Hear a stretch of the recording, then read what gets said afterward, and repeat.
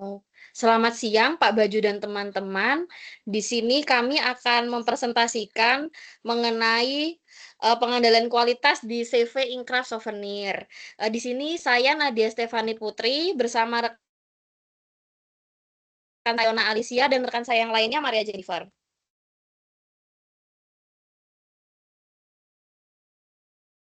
Jadi untuk profil perusahaan, CV Inkraf Souvenir ini didirikan pada tahun 1989 oleh Pak Solihin. Untuk jumlah karyawannya itu ada 10, termasuk Pak Solihin selaku owner.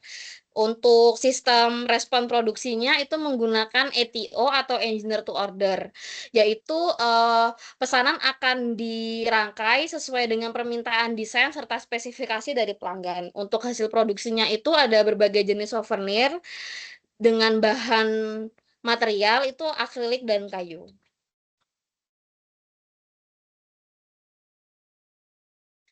Selanjutnya untuk latar belakang mengapa kami melaksanakan penelitian pengendalian kualitas di CV Inkraf Souvenir, karena CV Inkraf Souvenir itu masih menemukan beberapa kecacatan pada produk mereka.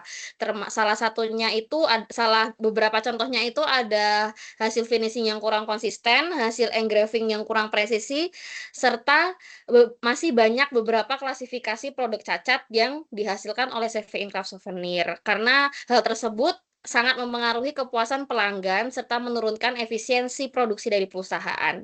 Maka dari itu diperlukan analisis penyebab serta usulan perbaikan dan implementasi yang tepat dan cocok untuk CV Inkraf Souvenir untuk meminimalisir produk cacat yang dihasilkan. Selanjutnya ini ada 6 rumusan masalah yang akan diidentifikasi. Yang pertama itu adalah jenis kecacatan, yang pertama itu jenis kecacatan yang dihasilkan, yang kedua itu adalah jenis kecacatan yang paling dominan, yang ketiga itu adalah faktor penyebab kecacatan berdasarkan analisis fishbone diagram, yang keempat itu adalah klasifikasi kecacatan berdasarkan tipe data, yaitu data atribut dan variabel, yang kelima itu adalah rencana perbaikan yang tepat untuk mengurangi kecacatan produk, dan yang terakhir itu adalah implementasi perbaikan kualitas yang paling memungkinkan untuk saving craft souvenir.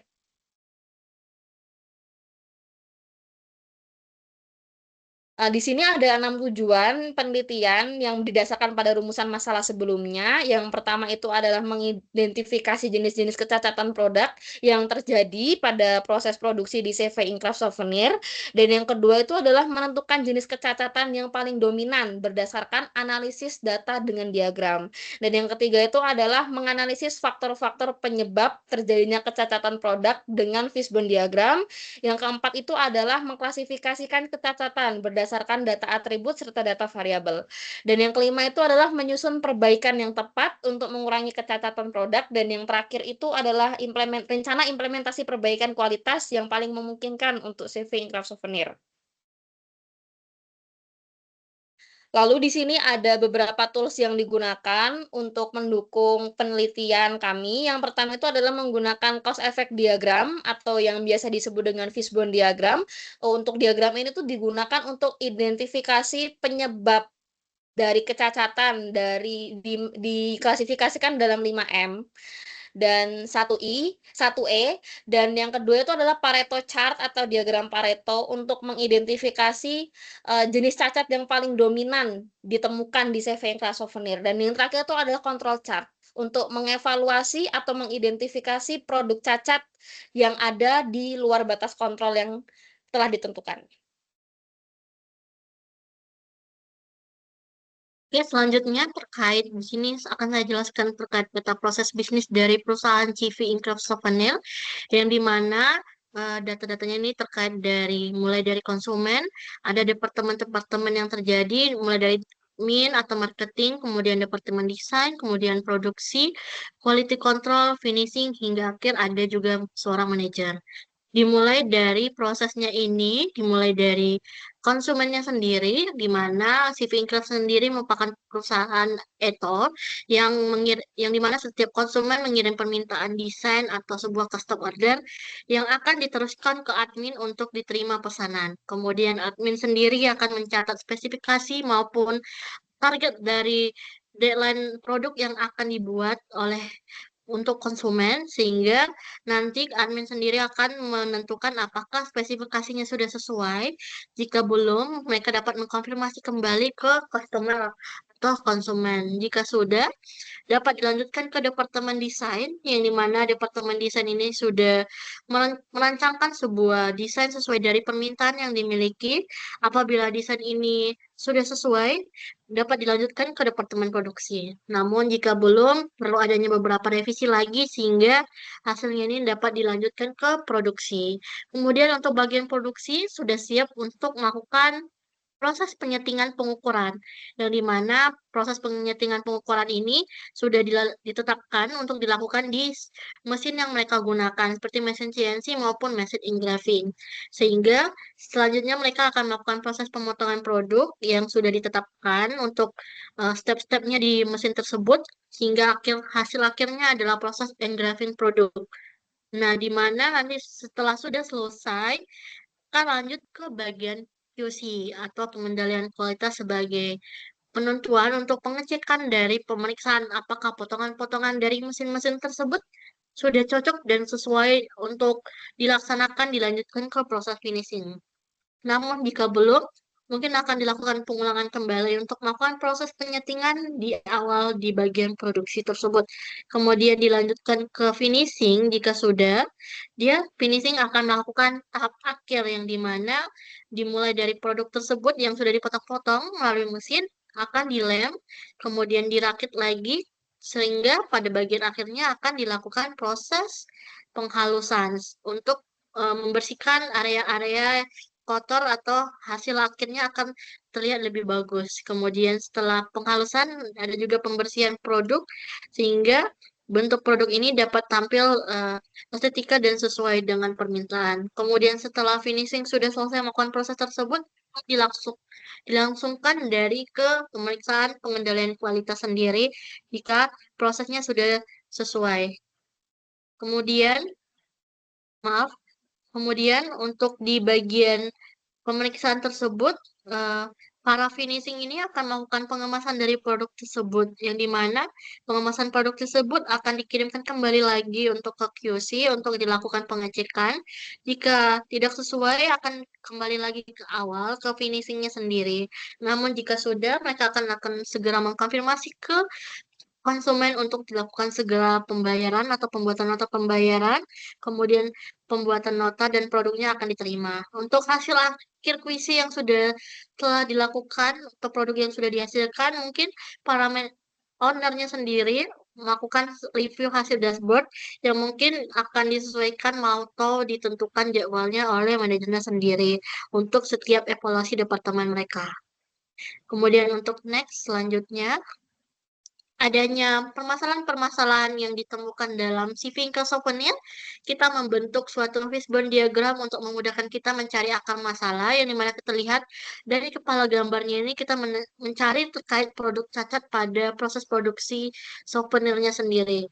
Yang dimulai dari ada kita tahu dari manajernya ini ada memiliki terkait beban kerja yang tinggi kepada para pekerja, terutama bagian desain, yang dimana yang mengerjakan tersebut cuma satu orang beserta owner sendiri, sehingga cukup memakan waktu dan tenaga untuk melakukan proses pendesainan tersebut dikarenakan banyaknya pelanggan yang datang setiap saat melalui CV Incraft Souvenir. Kemudian eh, tidak adanya evaluasi yang cukup berkala dari ownernya dan penentuan jadwal yang tidak tetap menjadi masalah faktor yang akan dimasukkan ke bagian Kemudian adanya kerja kurang teliti, kemudian pelaksanaan kerja cukup terburu-buru, kemudian adanya kesalahan pekerja melalui ukuran plat yang mungkin ada beberapa yang tidak sesuai atau tidak mengikuti instruksi kerja. Kemudian bagian mesinnya, mungkin karena mesin yang digunakan eh, cukup berpatok kepada mesin engraving atau CNC, terdapat mungkin mesin beberapa ada kerusakan yang tidak diduga selama proses produksi, sehingga mengganggu alur pekerjaan untuk hasil produksi yang dihasilkan. Kemudian adanya pengecekan yang tidak berkala, kemudian tidak adanya perawatan yang cukup baik. Kemudian untuk materialnya sendiri, kita ketahui bahwa mm, material ini pemasoknya ini dari bahan baku yang tidak konsisten. Hal ini disebabkan karena adanya juga perusahaan ini bergantung pada pemasok satu bahan baku saja, yang dimana dari wawancara tersebut Pak Solihin berkata kalau pemasoknya ini berasal dari eh, istrinya sendiri juga yang membuka perusahaan bahan baku tersebut yang akan dikirimkan ke mereka, sehingga mereka tidak menyediakan peluang-peluang untuk supplier-supplier yang lain. Kemudian untuk di metodenya sendiri mungkin ada beberapa tahapan yang tidak disesuaikan dengan aturan yang ditetapkan, kemudian tidak fokus kepada kualitasnya. Kemudian bagian lingkungan, karena kita datangin sendiri tempatnya, ada lingkungannya yang cukup sempit sehingga membuat area kerjanya itu panas dan mengganggu kenyamanan dan setiap efektivitas pekerjaan yang dilakukan. Kemudian keterbatasan ruang kerjanya cukup tidak bagus sehingga membuat setiap arena kerjanya itu barang-barang yang terletak itu cukup tidak rapi. Nah, dari setiap permasalahan yang terjadi ini kita menentukan jumlah-jumlah produk yang menjadi sebagai data catatan produk CV Incra Souvenir dimulai dari cat tidak merata. Dari sini kita akan mengategorikan sebagai bagian dari reward, yang dimana untuk keterangannya sendiri sebenarnya data ini bisa dicat kembali ulang sesuai warna standar sehingga bisa dilakukan pengulangan kembali. Namun untuk jumlahnya sendiri biasanya ditemui sekitar 17 jumlah cat yang perlu dilakukan pengulangan kembali, dan untuk biayanya sendiri kita mencantumkan sebesar perkiraan untuk 4.000 dengan total biaya dari hasil perkalian jumlah dan biayanya tersebut. Kemudian ada jenis cacat retak atau pecah yang dimana ini cukup susah untuk dikembalikan kembali lagi untuk diperbaiki sehingga harus adanya produksi ulang. Kita masukkan sebagai produk yang cukup reject sehingga eh, rata-rata ini cukup jarang untuk ditemukan juga karena jumlahnya cukup sedikit, sekitar 8. Untuk biayanya sendiri kita bisa kirakan kisaran sebesar per unitnya 18.000 untuk dikalikan ke jumlahnya. Kemudian untuk per aksesoris plakat lepas, ya kalau yang di bagian ini mungkin dapat dipasang ulang karena di bagian finishing tadi kita ada proses pengalaman kembali lagi. Untuk salah ukuran potong, ini cukup berbahaya dan cukup susah karena di sini di sebagai kategori reject yang dimana pesanan ini agak susah untuk diperbaiki sehingga ownernya sendiri harus membuat kembali ulang dan menentukan kebijakan terkait produk yang salah ukuran tersebut. Kemudian untuk bentuk tidak sesuai, kita masukkan sebagai reject. Mungkin ini cukup susah untuk diarahkan karena menyesuaikan dari bentuk mesinnya, sehingga harus adanya pemeriksaan mesin yang secara berkala untuk melihat eh, pengaturan mesin itu sesuai atau tidak. Namun untuk jumlah yang terjadi untuk catatnya ini cuma cukup sedikit dan jarang diketahui. Dari total-total tersebut, kita ketahui biaya catatan seluruhnya itu dari biaya reward dan biaya reject, yaitu total sebesar 489.500. Nah, untuk Pareto diagram atau picture-nya sendiri, kita lihat dari data proporsi kecacatan dari Pareto diagram itu dari data satu atau permukaan yang tidak halus itu memiliki jumlah catat yang paling cukup tinggi, sehingga rentan untuk menjadi fokus utama dari perbaikan implementasi. Dan untuk picture-nya sendiri, kita dapat lihat bahwa di sini apakah proporsi cacatnya ini melebihi batas standar, batas atas, kendali atas dan kendali bawah, yang dimana itu sebagai data batas UCL dan RCL sendiri. Jika dia melebihi, itu menjadi bagian eh, permasalahan yang cukup dominan untuk diperhatikan.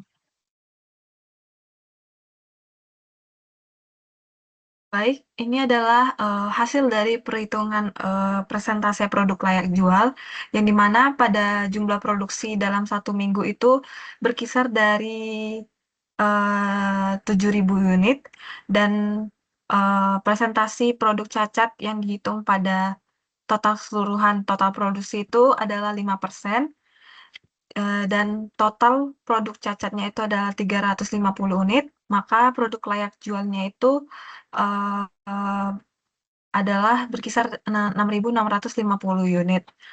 Lalu untuk total biaya produksinya itu adalah 92.200.000, dengan biaya produk layak jualnya itu dari perhitungan produk layak jual dibagi dengan total biaya produksi sehingga dia dapatkan hasil dari satu produk itu adalah seharga 13.864 untuk satu produk.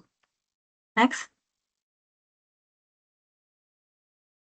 Lalu di sini adalah rincian dari biaya operasional yang terjadi pada proses produksi CV Incraft Souvenir. Yang pertama itu adalah biaya tenaga kerja, di mana pada CV Incraft Souvenir ini memiliki 9 karyawan, yaitu pada Departemen Desain, Marketing, Percetakan, dan juga Finishing. Kisaran dari gaji karyawan untuk satu orang itu adalah 2.500.000, sehingga total untuk 9 karyawan itu adalah 22.500.000. Lalu yang kedua itu adalah biaya gaji manajer. Ini berkisar 5 juta. Dan lanjut ketiga itu adalah biaya listrik yang digunakan untuk bangunan, mesin, dan komputer, dan juga peralatan pencetakan lainnya. Itu berkisar 5.200.000. Lalu ada biaya untuk bahan baku seperti kayu akrilik yang biasanya bahan ini dapat diproduksi untuk kurang lebih 700 pieces.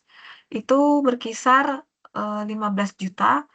Lalu ada biaya pemrosesan atau produksi sampai finishing seperti bahan-bahan dan alat seperti lem, penghalusan, pengecatan, dan lain-lain itu dengan total 2.500.000. Lalu yang terakhir adalah biaya pengemasan yang meliputi seperti kotak pengemasan untuk plakat dan juga akrilik dan lain sebagainya seperti bubble wrap juga, di mana pada harga plakat itu berkisar 35.000 untuk kotak pengemasan dan juga bubble wrap-nya itu 25.000. Maka total perkiraan sebulan pada biaya operasional ini adalah 42 juta.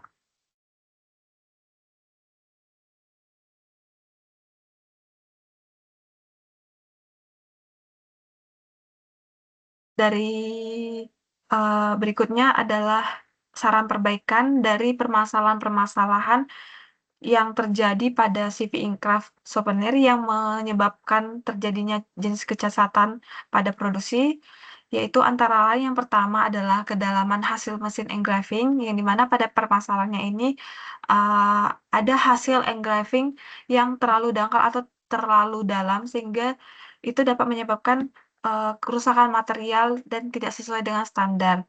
Maka saran perbaikannya ini adalah yang dapat kami usulkan adalah melakukan standarisasi parameter mesin, membuat SOP pengaturan mesin, kalibrasi mesin setiap minggu, lalu melakukan training pada operator, dan juga trial sebelum produksi massal. Biasanya pada perbaikan ini dapat dilakukan oleh penanggung jawabnya, yaitu pada tim produksi dan juga tim QC. Dan target perbaikan yang dapat dicapai diharapkan pada perbaikan ini adalah terjadinya penurunan kecacatan berkisar 40-60% dalam 1-2 bulan dengan deviasi kedalaman maksimal kurang lebih 5% dari standar. Lalu yang kedua itu adalah jenis kecacatan itu ketebalan cat pelapis, di mana terkadang ada produk yang saat dilakukan pengecatan itu tidak konsisten ketebalannya, jadi tampilan pada produknya itu tidak merata.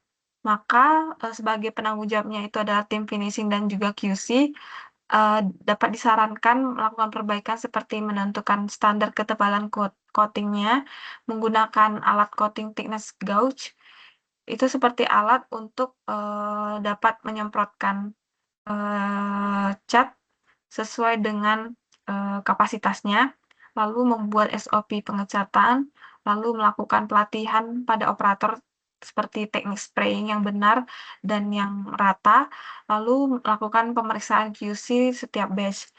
Dan target yang dapat dicapai pada perbaikan ini yaitu terjadinya penurunan cacat 30-50% dalam waktu kurun 1 bulan, dengan ketidaksesuaian ketebalan kurang lebih 10% dari total produksi.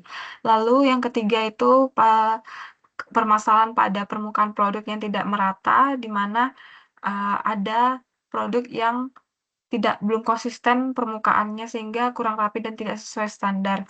Maka penanggung jawab tim finishing dan tim QC dapat melakukan perbaikan seperti standarisasi proses penghalusan, membuat SOP, training operator, menambah checkpoint QC berupa sheet atau menggunakan digital, dan juga evaluasi kinerja operator secara berkala. Maka target yang dapat dicapai pada perbaikan ini yaitu penurunan cacat 50-70% dalam kurun 1-2 bulan, dan juga maksimal cacat yang terjadi itu kurang lebih 5% dari total produksi. Lalu yang terakhir itu adalah permasalahan tentang hasil engraving yang tidak sesuai dengan pengaturan mesin yang kurang tepat, maka penanggung jawab seperti tim desain, produksi, dan tim QC dapat melakukan perbaikan, yaitu seperti kalibrasi mesin rutin, validasi desain sebelum produksi, menggunakan jig atau fixture, lalu melakukan first piece inspection sebelum dilakukan tahap selanjutnya, dan juga pelatihan pada operator. Maka target perbaikan yang dapat dicapai adalah penurunan cacat 40-60% dalam 1-2 bulan dengan kesalahan kurang dari 5%.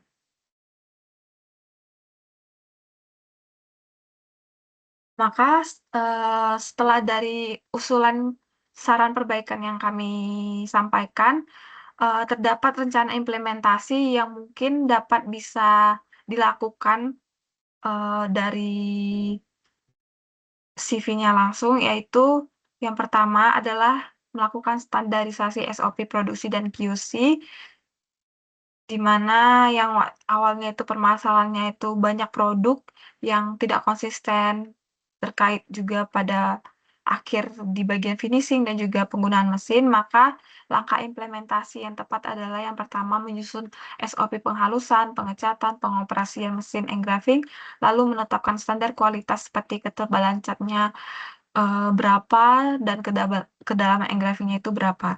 Lalu menambahkan checkpoint QC pada setiap tahap produksi. Ini juga bisa menggunakan tadi kertas checklist atau melalui digital. Lalu yang terakhir tuh mensosialisasi SOP kepada seluruh karyawan.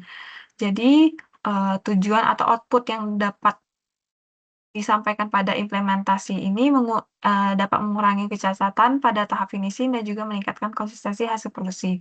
Yang kedua, rencana implementasi terkait perawatan dan kalibrasi mesin, yang dimana pada permasalahannya itu awalnya terjadi kecacatan itu pada proses engraving dan pemotongan material, dan langkah implementasinya itu yang pertama adalah menyusun jadwal maintenance secara rutin. Itu dapat dilakukan seperti seminggu sekali atau 2 minggu sekali, lalu melakukan kalibrasi mesin engraving, membuat checklist kondisi mesin sebelum digunakan, dan juga mencatat performa mesin dalam logbook.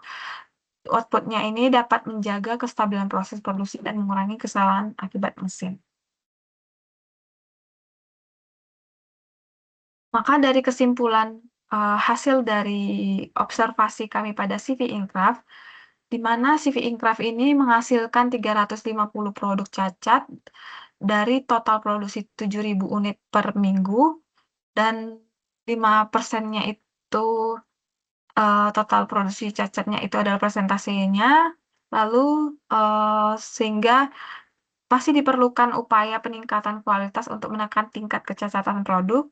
Dan yang kedua, berdasarkan diagram Pareto yang telah dijelaskan oleh teman saya, terjadi jenis kecacatan yang paling dominan itu ada pada produk tidak halus sebesar 34,3%, dan hasil engraving tidak presisi sebesar 25,7%, dan kedua cacatan ini menyumbang sekitar 60% dari total kecacatan yang terjadi.